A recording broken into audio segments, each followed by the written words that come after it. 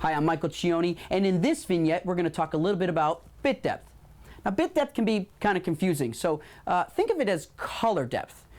Color depth can be represented by a series of numbers, 8, 10, 12, 16, 32, and it describes the number of bits used to represent colors per pixel.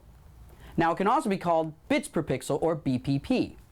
Now, unlike traditional data rates in which higher numbers represent higher amounts of data in a linear fashion, bit depth is actually recorded in a logarithmic fashion, in which, let's say, the number 10 is a whole lot bigger than the number 8.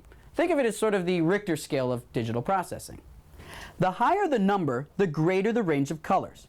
But to understand the power of high bit rates, you need to understand that 8 versus 10 is not 2 bits per pixel, rather it's 4 times as much bits per pixel.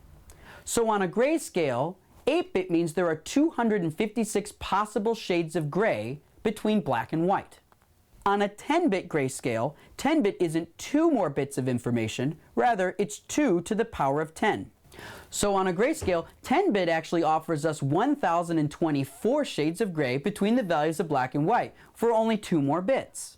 Well, the reason this is important is because cameras are actually starting to record in 10 and 12 bits. So the images themselves get more realistic, more cinematic. They're effectively improving logarithmically. But their file sizes are actually growing as well. Now, take distribution for example. The overwhelming majority of distribution devices and displays are actually based around 8-bit technology.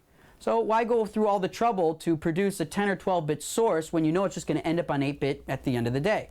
Well, the answer is, for example, in Blu-ray.